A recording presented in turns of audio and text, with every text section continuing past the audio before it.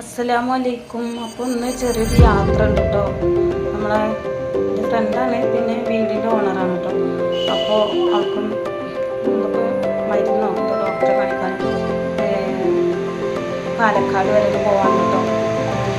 അപ്പോൾ